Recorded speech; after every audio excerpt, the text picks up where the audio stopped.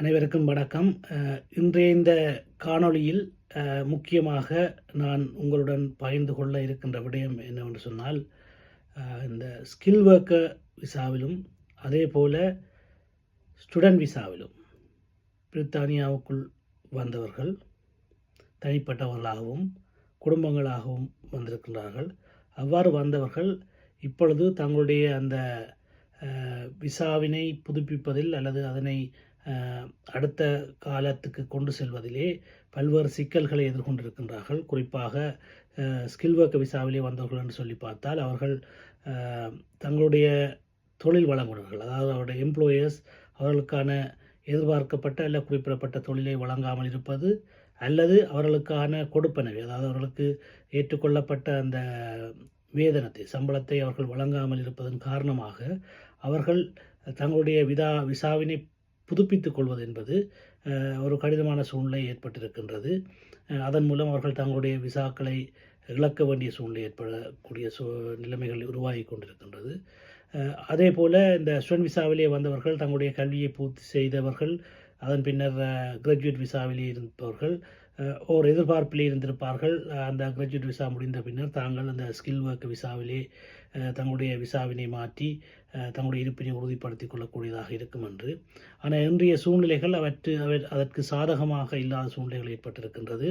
அதாவது இந்த skill work விசாவிற்கான சம்பள மட்டம் என்பது அதிகரிக்கப்பட்டிருக்கிறது. அந்த அதிகரிக்கப்பட்ட மட்டத்தின் அடிப்படையில் ஸ்கில் ஒர்க்கர் நூடாக விசாவினை பெற்றுக்கொள்வது அல்லது அதுக்கான அந்த சிஓஎஸை பெற்றுக்கொண்டு ஒரு நிறுவனத்திலோ அல்லது ஒரு தொழில் வழங்குகளிடமிருந்து பெற்றுக்கொள்வது என்பது மிகவும் கடினமான காரியமாக மாறி இருக்கின்றது. இந்த நிலையில் அவர்களுடைய அந்த விசா புதுப்பித்தல் என்பதும் கேள்விக்குறியாக மாறி இருக்கின்றது. எனவே இந்த இரண்டு விடயங்கள், அதாவது இந்த ஸ்கில் ஒர்க் விசாவிலே வந்தவர்கள், அதே போல் இந்த ஸ்டூடெண்ட் விசாவிலே வந்து தங்களுடைய கல்வியை பூர்த்தி செய்து அதன் பின்னர் கிராஜுவேட் விசாவில் இருப்பவர்கள் தங்களுடைய அந்த விசா காலாவதியாவதற்கு முன்னர் அவர்கள் ஏதாவது ஒரு விசாவிற்கு விண்ணப்பித்து தங்களுடைய இருப்பினை உறுதிப்படுத்திக் கொள்ள வேண்டிய தேவை அல்லது அதனை பெற்றுக்கொள்ள வேண்டிய தேவை என்பது கட்டாயமாக ஏற்படுகின்றது. ஏனெனில் பலர் குடும்பங்களாக இங்கே வந்திருக்கின்றார்கள். தங்களுடைய குழந்தைகள் மனைவியை அவர்களுடன் வந்து இங்கே குடும்பமாக வாழ்கிறார்கள். குழந்தைகள் இங்கே பாடசாலையில் தங்களுடைய கல்விகளை ஆரம்பித்திருக்கிறார்கள், கற்றுக்கொண்டிருக்கின்றார்கள். அதே நேரம் அவர்கள் நாட்டுக்கு திரும்பி சென்று மீண்டும் தங்களுடைய வாழ்க்கையை அமைத்துக் கொள்வது என்பது அவர்களுக்கு ஒரு கடினமான காரியமாக இருக்கக்கூடிய சூழ்நிலைகள் உருவாகி இருக்கிறது.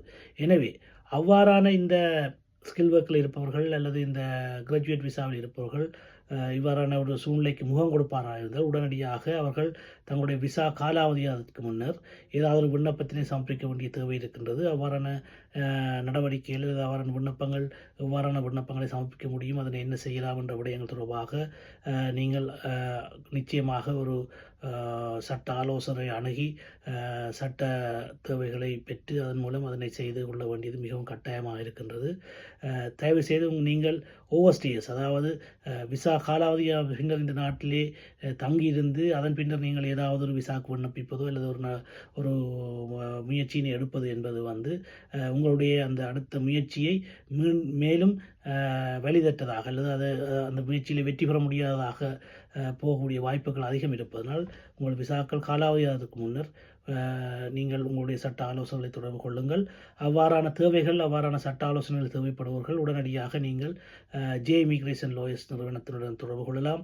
அவ்வாறு தொடர்புடைய நீங்கள் உங்களுடைய இருப்பினை தக்க வைத்துக் கொள்வதற்கு அல்லது உங்களுடைய விசாவினை ஏதோ ஒரு வழியில் புதுப்பித்துக் கொள்வதற்கு என்ன செய்யலாம் என்ற விடயங்களுக்கான ஆலோசனைகளை பெற்றுக்கொள்ளக்கூடியதாக இருக்கும். எனவே நீங்கள் 0203 411 688 என்ற இலக்கத்துடன் தொடர்பு கொண்டு உங்களுக்கு தேவையான ஆலோசனைகளை பெற்று மேலதிக ஆலோசனைகளுக்கு நீங்கள் அவர்களுடன் ஒரு அப்பாயின்மெண்ட்டை மேக் பண்ணி அப்பாயின்மெண்ட்டை செய்து அவர்களை நேரில் சென்று சந்தித்தும் அந்த ஆலோசனை பெற்றுக்கொள்ளக்கூடிய இருக்கும். நன்றி.